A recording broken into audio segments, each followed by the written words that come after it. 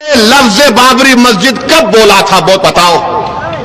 नहीं बोल सकेंगे, डरते हैं बोलने के लिए, क्योंकि एक तो उनकी पार्टी में उनका नंबर कम हो जाएगा और दूसरा उनको ये लगता है कि दूसरों का वोट नहीं मिलेगा।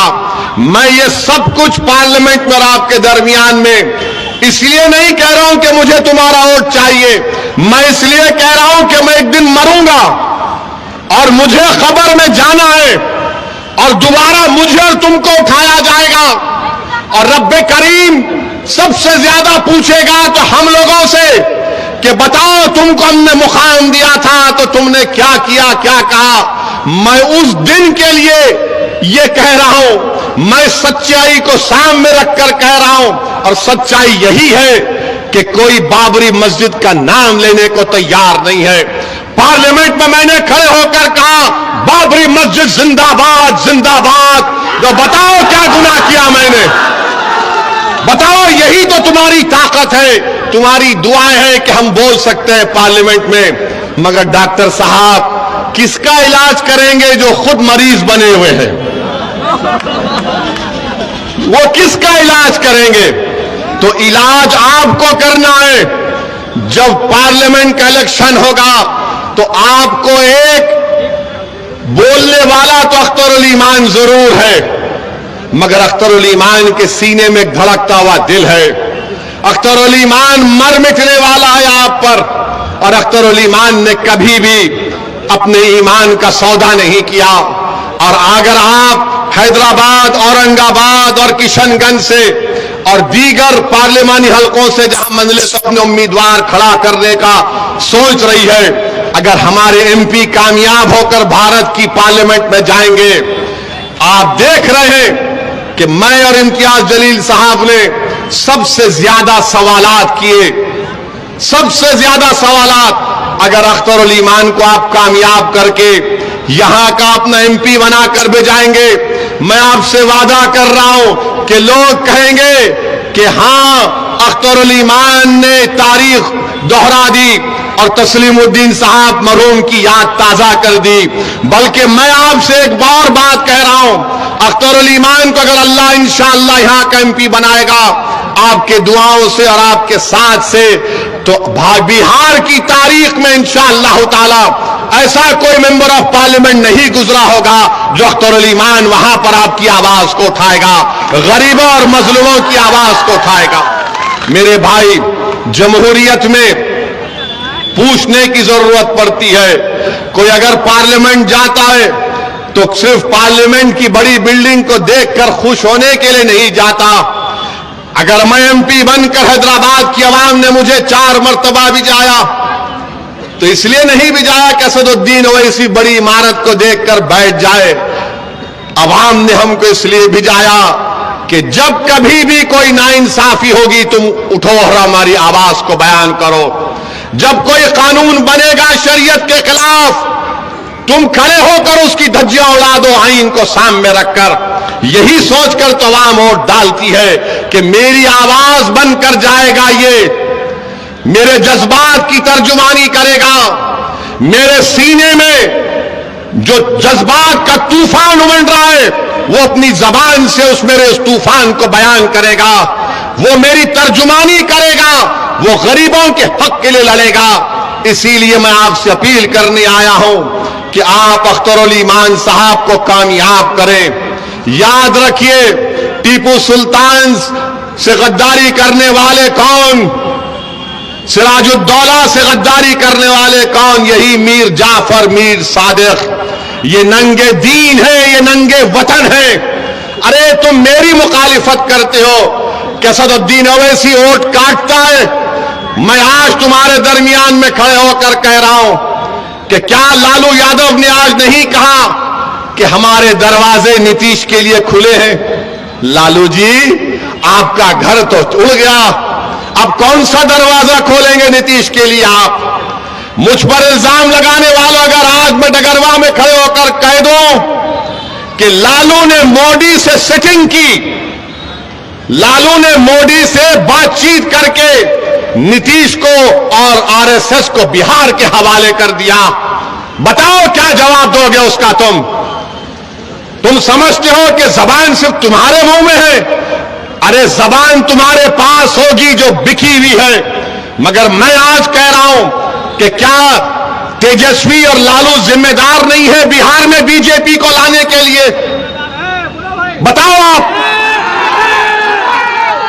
اگر ہم چناؤ لڑے اویسی ووٹ کاٹ رہا ہے. آپ نتیش کو ایک بار نتیش نے آپ کو دھوکہ دیا, آپ نے پھر اس کو ساتھ دیا, دوسری مرتبہ آپ نے بی جے پی کو ستا دے دی, اقتدار دے دیا. اور میں چناؤ لڑتا ہوں, سیمانچل کی انصاف کی بات کرتا ہوں, میں مجرم ہو جاتا ہوں.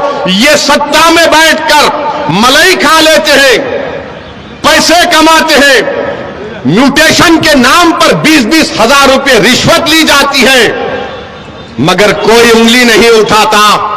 بی جے پی اگر آج ستا میں ہے بہار میں تو تیجسوی اور لالو یادو کی وجہ سے ہے, اویسی کی وجہ نہیں ہے. بتاؤ پھر کیوں نہیں کہا جاتا اس بات کو میرے بھائی؟ اس لیے نہیں کہا جاتا کہ ان کا نام تیجسوی ہے, میرا نام اویسی ہے. ان کا نام لالو یادو ہے, میرا نام اسد الدین اویسی ہے. نتیش نے پٹنہ میں بڑے بڑے مسلمان لوگوں کو بلاتے تھے, ہر مہینہ بلا کر میٹنگ کر کے بولتے حیدرآباد سے شیروانی آ رہی ہے, دور رہیے, دور رہیے, دور رہیے. اب ہم پوچھنا چاہ رہے ہیں, وہ جو مسلمان جا کر نتیش کے پاس بیٹھ کر چائے کری پف کھاتے تھے, اب بولو تمہاری زبان کیوں بند ہے؟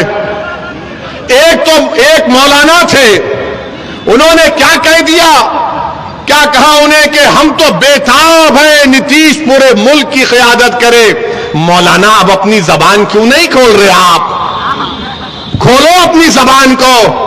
میرا جرم صرف یہی ہے کہ میں چاہتا ہوں کہ بھارت کی راجنیتی میں مسلمانوں کو ان کا جائز مقام ملے.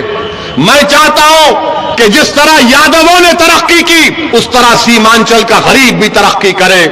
جس طرح یادووں نے لالو اور اس کے پریوار کو 17 سال ستا دی, نتیش کو 12-13 سال یعنی 32 سال بہار کے نکل گئے لالو پریوار میں اور نتیش میں. بتاؤ آپ کو کیا ملا میرے بھائی؟ میں یہاں پر کیا کوئی حاصل کرنے آیا ہوں؟ میں تو صرف انصاف کی لڑائی لڑنے آیا ہوں اختر الایمان کے ساتھ. بتائیے کیا مل رہا ہے آپ کو؟ یہ 4 بے ایمان چلے گئے جن کے پاس تو کون سی منسٹری تھی؟ ڈیزاسٹر مینجمنٹ, آپدا کی منسٹری تھی. کون سا تم نے کیا؟ ارے تم پہ اب آپدا آ گئی, اب تم ختم ہو گئے انشاءاللہ ہمیشہ کے لیے. یہی ہماری غلطی ہے. اب آپ بتائیے 32 سال نکل گئے ان کے. یہ بہار سرکار نے ایک سروے کیا, اختر بھائی نے مجھے ڈیٹا دیا, کلہیا برادری پورے بہار میں 12,83,780 ہے. کتنے ہیں؟ 12,83,780 ہے. ان کو نوکری ملنی چاہیے تھی 20,421. لکھ لیجئے ورنہ کل بولیں گے اویسی جھوٹ بول دیا. 20,421 نوکری ملنا تھا. کتنے کلہیا برادری کو نوکری ملی؟ 5,734. اس کا ذمہ دار میں ہوں, اس کا ذمہ دار اختر الایمان ہے. اس کے ذمہ داری آپ پر بھی عائد ہوتی ہے کیونکہ آپ نے لالو کا ساتھ دیا, آپ نے نتیش کا ساتھ دیا. بتاؤ تم کو کیا حاصل ہوا؟ تمہارا ووٹ ان کو اقتدار کی کرسیوں پر بٹھا دیا, تمہارا ووٹ ان کو مکھیہ منتری بنا دیا, تمہارا ووٹ ان کو 1 سال نہیں 17 سال 13 سال ان کو ستا کی کرسیوں پر بٹھا دیا. مگر آپ کا گھر, آپ کے گھر میں آج چراغ جلانے کے لیے تیل نہیں ہے, آپ کی اولاد کو نوکری نہیں ہے. کب تک آپ اس ناانصافی کا شکار ہوں گے میرے بھائی؟ یہ اعداد و شمار میں آپ کو بتا رہا ہوں, یہ بہار سرکار کے ہیں. اور میں مجلس کے جو مخالفین ہیں, جو مجلس پر گالی دیتے ہیں, میں ان سے کہہ رہا ہوں کہ علامہ اقبال نے کہا تھا کہ اپنے من میں ڈوب کر پاجا سراغ زندگی. اگر تو میرا نہیں بن سکتا تو اپنا تو بن جاؤ کم سے کم تم. ارے تم مجلس کو گالی دیتے ہو اور موڈی نے کہہ دیا کہ اب کی بار پارلیمنٹ میں موڈی کہہ رہا ہے کہ 370 ایم پی جتا کر لائیں گے. ہم اپنی طرف سے پوری کوشش کر رہے ہیں کہ تیسری مرتبہ ہمارے وطن عزیز بھارت کا وزیر اعظم موڈی نہ بنے, اور انشاءاللہ تعالی ہم ہر چیز جو ممکن ہے جمہوری طریقے میں دائرے میں رہ کر, سنویدھان کے دائرے میں رہ کر ہم بی جے پی کے بڑھتے ہوئے قدموں کو روکیں گے. مگر بتاؤ میرے بھائی, اگر ہم 3 سیٹ لڑتے ہیں 2019 میں تو موڈی 306 کیسے جیت گیا؟ سوچو آپ تھوڑی دیر کے لیے. 3 سیٹ مجلس لڑتی ہے اور پورے دیش میں موڈی 306 جیت گیا. بہار کے 40 سیٹ میں صرف 1 سیٹ بچا پاتے, باقی کا سب این ڈی اے جیت جاتی ہے. پوچھو آپ ان لوگوں سے, گٹھ بندھن کے لوگوں سے, تو بولیں گے اویسی ذمہ دار ہے.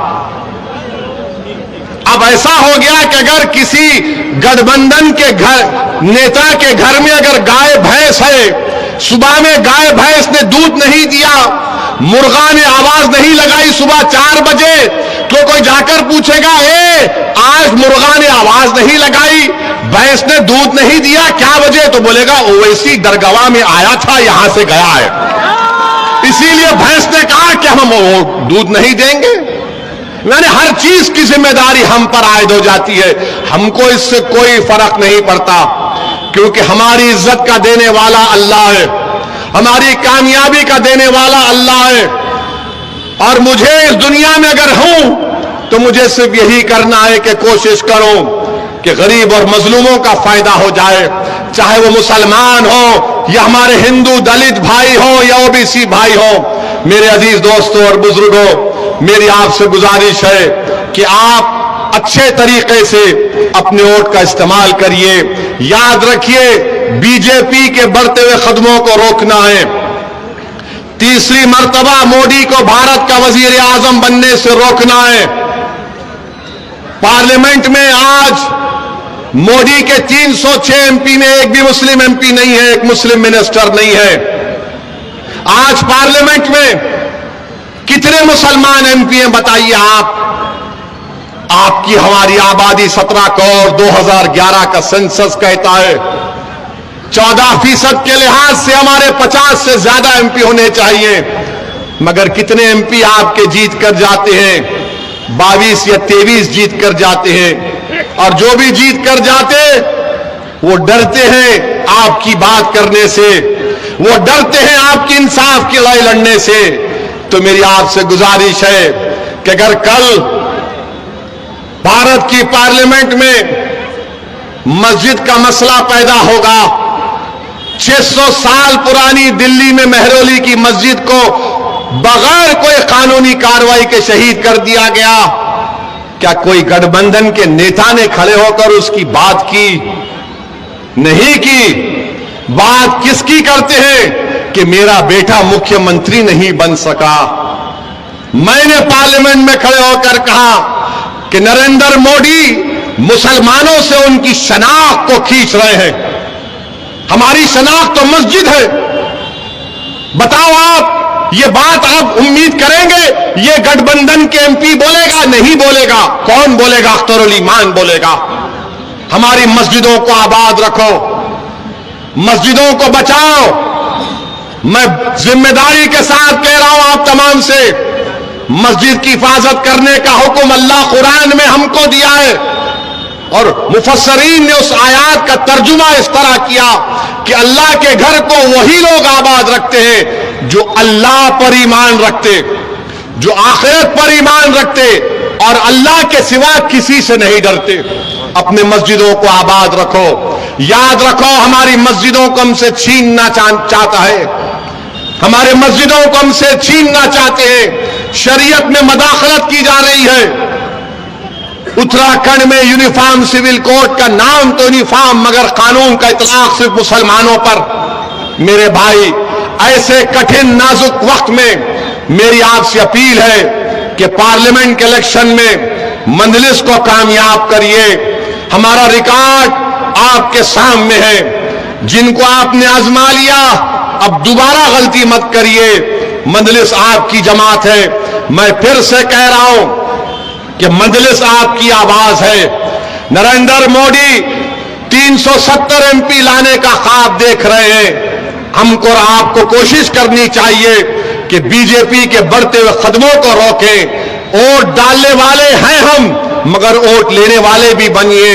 اور مودی جی کے بارے میں ہم ایک بات تو کہنا چاہیں گے، آپ نے دیکھا بھارت کے پردھان منتری دبئی کو گئے تھے، دبئی کو گئے تو دبئی کے شیخ کو ایسا گلے لپٹے، اس سے ایسا لگ رہا تھا کہ دو بھائی مل رہے ہیں، یا حبیبی بول کے اس سے ملے۔ ہم مودی جی سے پوچھنا چاہ رہے ہیں، ہم مودی جی سے ایک بات کہنا بھی چاہ رہے ہیں، مودی جی کبھی اب اپنے گھر میں آپ بلقیس بانو کو بلائیے۔ اس بلقیس بانو کو جو آپ مکھیہ منتری تھے، اس کو 10 لوگوں نے اس کی عزت لوٹی۔ بلقیس بانو حاملہ تھی ہماری بیٹی، اس کی 3 سال کی بیٹی کو قتل کر دیا، اس کی ماں کا قتل ہو گیا، اس کے پریوار کے 2 لوگوں کا قتل ہو گیا۔ مودی جی، جب آپ دبئی کے شیخ کو گلے لگا سکتے ہیں، ایک معصوم بلقیس بانو کو اپنے گھر کو بلائیے، اس کے سر پر ہاتھ رکھیے اور اس سے کہیے کہ تم میری بیٹی کی طرح ہو، تم سے انصاف ہوگا۔ مگر مودی جی کریں گے یا نہیں کریں گے مجھے نہیں معلوم، مگر بلقیس بانو کی آواز بھی مجلس نے اٹھائی ہے۔ میرے عزیز دوستوں اور بزرگوں، اس کٹھن حالات میں ہم آپ سے اپیل کر رہے ہیں کہ اس کٹھن حالات میں ہم آپ سے اپیل کر رہے ہیں کہ آپ سیمانچل کے انصاف کے لیے مجلس کا ساتھ دیجیے۔ اور یہاں پر آپ جانتے ہیں کہ پورنیہ کے ایئرپورٹ کا مسئلہ ہے، کبھی آپ سنے ڈاکٹر صاحب کی زبان سے؟ نہیں سنے۔ ڈاکٹر صاحب یہ چاہتے ہیں کہ جانوروں پر جو ظلم کرے اس پر سزا بڑھ جائے۔ ڈاکٹر صاحب کاش تم بولتے پورنیہ کا ایئرپورٹ بھی بن جائے، کاش تم بول دیتے، مگر ہم نے کئی مرتبہ اٹھایا ہے۔ اب اختر الایمان کو آپ کامیاب کریے، انشاءاللہ تعالی سیمانچل سے انصاف شروع ہوگا، پورنیہ کا ایئرپورٹ بنے گا، علی گڑھ مسلم یونیورسٹی کا کیمپس ہے، غریبوں کی حق کی لڑائی ہے۔ ہم آپ سے اپیل کر رہے ہیں کہ ایک بار یہاں سے آپ اختر الایمان کو اپنا MP بنا کر پارلیمنٹ میں بھیجائیے۔ بہت بہت شکریہ۔ السلام علیکم ورحمۃ اللہ وبرکاتہ۔